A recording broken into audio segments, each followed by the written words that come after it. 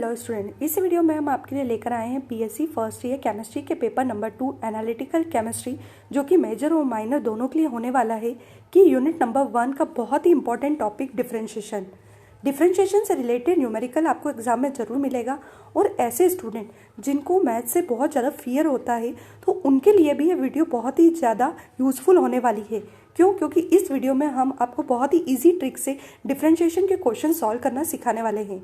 एक चीज़ और बता दी, जिनका हिंदी मीडियम है उनके लिए भी हमने वीडियो अपलोड कर दी है और डिस्क्रिप्शन बॉक्स में दी गई लिंक पर जाकर देख सकते हैं। तो स्टार्ट करते हैं डिफरेंशिएशन।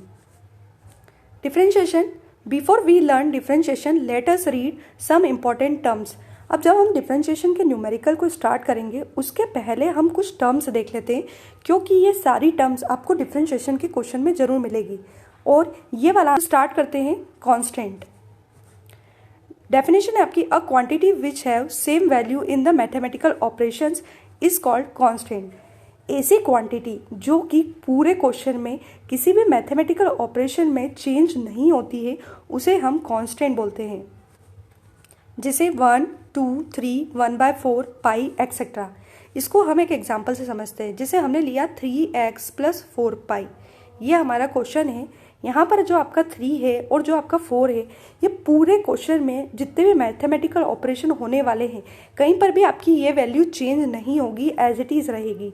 तो ऐसी वैल्यूज जिनका वैल्यू किसी भी क्वेश्चन में मैथमेटिकल ऑपरेशन करते समय चेंज नहीं होता है उसे हम कांस्टेंट बोलते हैं। एक और वैल्यू दे रखी है यहाँ पर एग्जाम्पल में पाई की वैल्यू आपको पता होगी 22/7 होती है या फिर 3.14 होती है। अब किसी भी क्वेश्चन में जब ये वैल्यू पुट हो जाती है उसके बाद ये चेंज नहीं होती है तो पाई को भी हम कांस्टेंट बोलते हैं।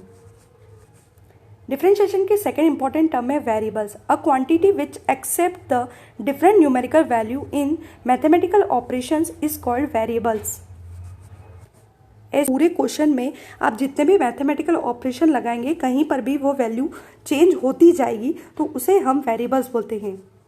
वेरिएबल्स का मतलब होता है कि यदि क्वेश्चन में हमको अगर वैल्यू चेंज करना हो तो हम क्वेश्चन के अकॉर्डिंग वैल्यूज़ को चेंज कर सकते हैं।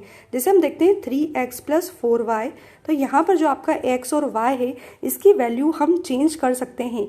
यहाँ पर x और y आपके कहलाएंगे variables. It is generally denoted by x, y, z and alphabetical terms. यानी जितने भी वेरिएबल्स होते हैं उनको हम किसी भी alphabetical terms x, y, z या ABC किसी से भी डिनोट कर सकते हैं। अब हमारे जो वेरिएबल्स होते हैं वो 2 टाइप्स के होते हैं। पहला होता है इंडिपेंडेंट वेरिएबल और दूसरा होता है डिपेंडेंट वेरिएबल। तो पहले देखते हैं independent variable. The variable whose value does not depend on the other variables are called independent variables. Example है the value of x in graph. यानी ऐसे वेरिएबल्स जो कि किसी और पर डिपेंड नहीं करते हैं, वो खुद चेंज होते हैं लेकिन किसी और के चेंज होने से नहीं चेंज होते हैं, उसे हम इंडिपेंडेंट वेरिएबल कहते हैं। जैसे यहाँ पर एक ग्राफ लेते हैं, ये हमारा x एक्सिस है, ये हमारा y एक्सिस है। तो x एक्सिस की जितनी भी वैल्यू होती है वो y एक्सिस की वैल्यू पर डिपेंड नहीं करती है। तो x एक्सिस की सारी वैल्यू को हम बोलेंगे इंडिपेंडेंट वेरिएबल, क्योंकि ये चेंज तो होती है लेकिन किसी दूसरे पर डिपेंड नहीं करती है। सेकेंड है हमारी dependent variable. The variable whose value depend on the value of other variables are called dependent variable.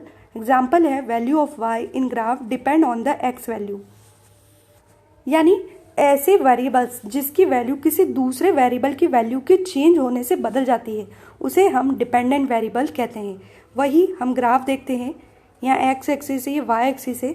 अब अगर आपकी x की वैल्यू बदलती है तो उसी समय आपकी y की वैल्यू भी बदलती जाती है। यानी y की वैल्यू आपकी कहलाएगी डिपेंडेंट वेरिएबल। यहाँ पर अगर x की वैल्यू है 1 तो यहाँ y की वैल्यू अलग होगी। अगर x की वैल्यू 2 है तो y की वैल्यू बदलती है, x की वैल्यू 3 है तो भी y की वैल्यू बदलती है। यानी ये जो y की वैल्यू है ये किस पर डिपेंड करती है? x की वैल्यू पर। इसे हम बोलेंगे डिपेंडेंट वेरिएबल। थर्ड टर्म है आपकी function. If one variable is related to another variable in such a way that for every value of first variable there is a definite value of second variable, the second variable is called function of first variable. ये क्या बोल रहा है? If one variable is related to another variable, यानी एक value दूसरे value के change होने से चेंज हो रही है। जैसे आपकी y की वैल्यू जो थी वो x की वैल्यू के चेंज होने से चेंज हो रही थी, तो हम इस सेकेंड वेरिएबल को फर्स्ट वेरिएबल का फंक्शन कहेंगे। इसे एग्जाम्पल से देखते हैं। For example the volume of sphere 4/3 pi r cube. यहाँ पर हमने वॉल्यूम ऑफ स्पेयर का फॉर्मूला लिखा है 4/3 पाई आर की पावर 3। आर आपका रेडियस है और वी आपका वॉल्यूम है। नीचे लिखा है volume depend on the radius.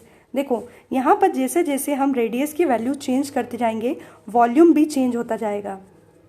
अगर आपकी रेडियस 1 है तो वॉल्यूम अलग होगा, अगर आपकी रेडियस 2 है तो वॉल्यूम अलग होगा। इसका मतलब आपका जो वॉल्यूम है वो किस पे डिपेंड कर रहा है, फर्स्ट वेरिएबल आर पर।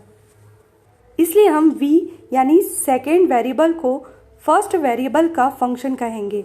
v equal to f r, यानी v जो है वो रेडियस का फंक्शन होगा। इसे हम इस तरह से डिनोट करेंगे, यानी जब फर्स्ट वेरिएबल के चेंज होने पर सेकेंड वैल्यू आपकी चेंज होती जाती है तो इस सेकेंड वाली वैल्यू को हम फर्स्ट वैल्यू का फंक्शन बोलते हैं।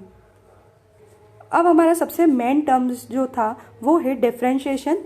The process of finding the differential coefficient of any function is called differentiation. किसी भी फंक्शन का डिफरेंशियल कोएफिशिएंट निकालने की जो प्रोसेस होती है उसी प्रोसेस को हम डिफरेंशिएशन बोलते हैं। किसी भी फंक्शन हमने आगे देखा, उसका यदि हम डिफरेंशियल कोएफिशिएंट निकालना चाहें तो वो जो प्रोसेस होगी उसी को हम डिफरेंशिएशन कहते हैं। तो ये थी आपकी डिफरेंशिएशन से रिलेटेड बहुत ही इंपॉर्टेंट टर्म्स। नेक्स्ट लेक्चर में हम देखने वाले हैं डिफरेंशिएशन से रिलेटेड बहुत ही इंपॉर्टेंट न्यूमेरिकल्स। कोई भी वीडियो मिस मत कीजिएगा। अगर आपको वीडियो पसंद आए तो लाइक और सब्सक्राइब जरूर करें ताकि हमारी आने वाली वीडियो आप तक पहुंच सके। Thank you.